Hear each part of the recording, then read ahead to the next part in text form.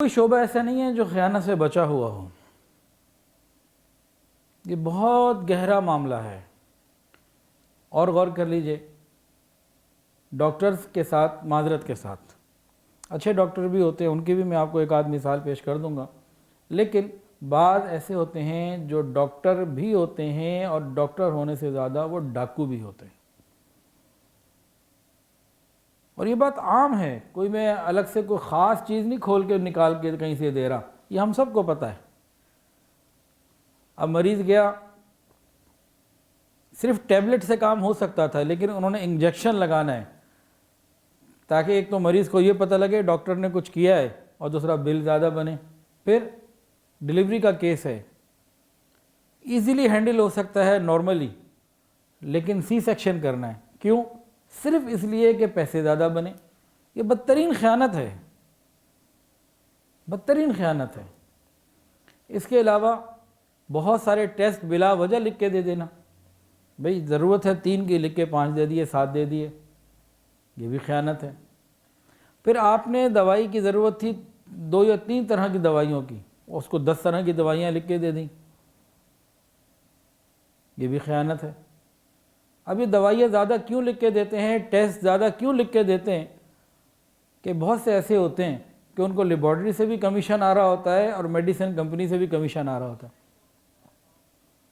میرے ساڑھو میڈیسن کا کام کرتے ہیں، میرے اور جاننے والے ہیں جن کا میڈیسن کا بزنس ہے، اپنے برانڈ بھی ہیں ان کے، تو ان کے پاس پوچھو تو جناب وہ تو معاملہ کچھ اور، کہ جی بہت سارے ایسے میڈیسن کمپنیز والے کیا بتاتے ہیں، انہوں نے اپنے بندے رکھے ہوتے ہیں ڈاکٹرز کو، جناب کبھی کوئی شریف ہوتا ہے تو حج عمرے کا کرا دیتے ہیں، ورنہ پھر یورپ بھی، اور فلاں بیچ پہ جانا ہے، فلاں جانا ہے، پھر گاڑی بھی اور بچوں کا ٹرپ بھی، یہ سارا کچھ چل رہا ہے.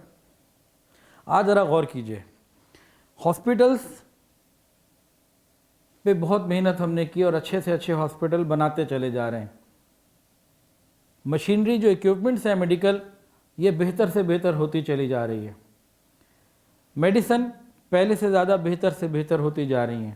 جو ٹیسٹ ہوتے ہیں مختلف چیزوں کے، وہ بھی بہتر سے بہتر ہوتے چلے جا رہے ہیں. ہم نے ہر چیز پر، اور جو میڈیکل کی تعلیم ہے، میڈیکل سائنس، وہ بھی دن بدن ترقی کرتی جا رہی ہے.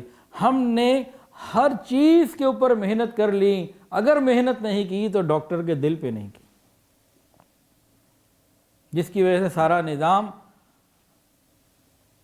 اپنی جو اس کی ایک شان ہونی چاہیے اور جو اس کا ایک وقار ہے، اس کے خلاف چل رہا ہے، کہ ڈاکٹر کے دل پر محنت نہیں ہوئی. اب ہمارے یہاں کئی بچیاں ڈاکٹر جو بن رہی ہیں، پڑھ بھی رہی ہیں، اور کچھ ایسی جو ڈاکٹر ہیں وہ بھی پڑھ رہی ہیں. تو عجیب عجیب حالات ملتے ہیں. ایک اسٹوڈنٹ نے بتایا، اس نے کہا جی وہ پرائیویٹ کسی میڈیکل کالج میں پڑھ رہی ہے، کہ جب فیس کا معلوم اتنی زیادہ فیس، تو میڈیکل کالج والوں نے پتہ کیا تسلی دی، کہا فکر نہ کریں، یہ چند سال کی بات ہے، اتنا تو آپ کو برداشت کرنا پڑے گا، اس کے بعد ہم طریقے آپ کو ایسے بتائیں گے کہ سارے پیسے آپ کے 1 سال میں پورے ہو جائیں گے، آپ فکر نہ کریں. وہ پیسے کہاں سے پورے ہوں گے؟ یہی راستے ہوتے ہیں کہ جی سارا آپ کو ٹرین کر کے بھیجیں گے، فکر نہ کریں. یہ اس بچی نے بتایا. اب اگر اس قسم کے معاملات ہوں تو یہ خیانت ہے، پکی خیانت ہے، کسی کی جان کے ساتھ کھیلنا.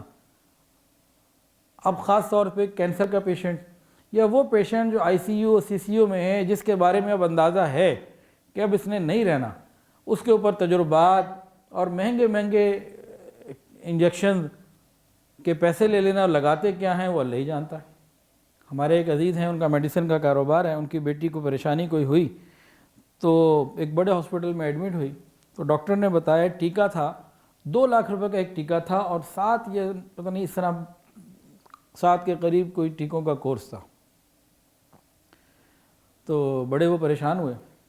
پھر خیر انہوں نے ٹیکہ ارینج بھی کہیں سے کیا، انہوں نے کہا کہیں مجھے ہی نہ ٹیکہ لگ جائے. تو انہوں نے پرچیز سے لے کے بچی کے لگنے تک سارے پروسیس کو خود دیکھا، کہ جی میں جانتا ہوں ان کو، کہ بچی کو لگے ٹھیک ہے، مجھے نہ لگ جائے. تو یہ معاملات اگر اس قسم کا کوئی بندہ ہو تو پھر یہ ڈاکٹر کم ڈاکو زیادہ ہیں. یہ ایسا پیشہ ہے کہ اس سے بہت آسانی کے ساتھ جنت لی جا سکتی ہے, لوگوں کی, مریضوں کی دعائیں لی جا سکتی ہیں. ہمارے ایک ڈاکٹر تھے, میرے پھپھا تھے, ڈاکٹر شیخ محمد یونس. آج تک ان کے لیے دل سے دعائیں نکلتی ہیں, صرف میرے دل سے نہیں, ہمارا پورا خاندان ان کا مداح تھا ان کی خدمت کی وجہ سے. دن ہو یا رات, گرمی ہو یا سردی, جو خاندان کا بندہ ان کے گھر چلا گیا, مرد ہو یا عورت, سب کو دیکھتے تھے, اور کبھی انہوں نے ماتھے کے اوپر تیوریاں نہیں چڑھائیں کہ تم کیوں آ گئے ہو. پورے خاندان میں ان کی بہت زیادہ عزت تھی. پھر جس ہاسپٹل میں تھے, اس ہاسپٹل کے اندر ان کی عزت اتنی زیادہ تھی, وہ ان کے جنازے سے معلوم ہوا. ان کے جنازے میں کثرت کے ساتھ اس ہاسپٹل کا اسٹاف شریک ہوا, اور پھر وہ رویا بھی کہ ہم ایک شفیق مہربان ڈاکٹر سے محروم ہو گئے. وہ آتے تھے تو بہت ساری باتیں اور وہ بتاتے تھے. کہنے لگے ایک دفعہ مینجمنٹ نے کہا کہ ڈاکٹر صاحب آپ ٹیسٹ زیادہ نہیں لکھتے, دوائیاں لکھ کے دے دیتے ہیں مریض کو, تو آپ ٹیسٹ بھی لکھا کریں, ہماری لیبارٹری بھی آپ کو پتہ ہے نا.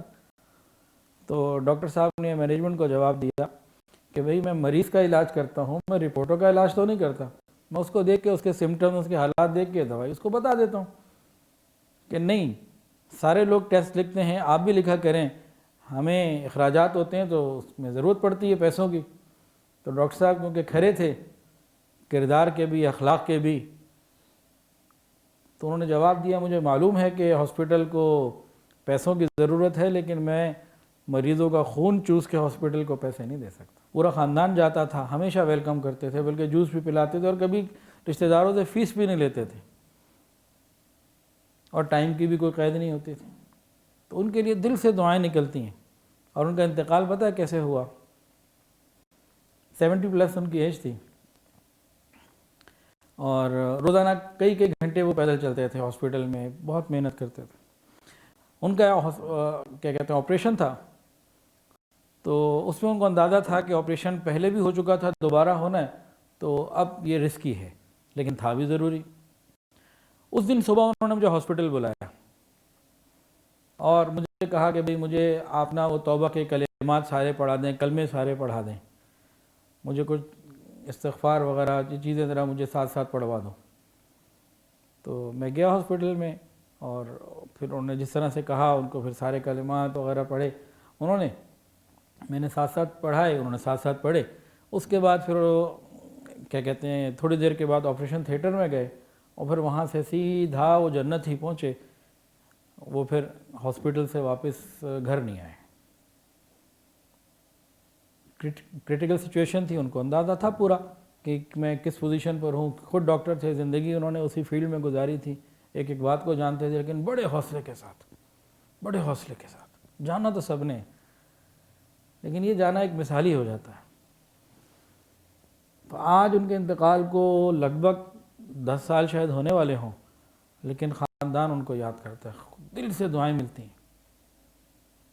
تو یہ ایک ایسا شعبہ ہے کہ خدمت کر کے دعائیں لی جا سکتی ہیں اور جنت حاصل کی جا سکتی ہے, اور اسی شعبے کا ناجائز استعمال کر کے جہنم بھی خریدی جا سکتی ہے. ویڈیو کے نیچے سبسکرائب کے بٹن پہ کلک کریں, بیل کے آئیکن پہ کلک کیجئے تاکہ ہر نئی ویڈیو کی نوٹیفیکیشن آپ کو مل جائے.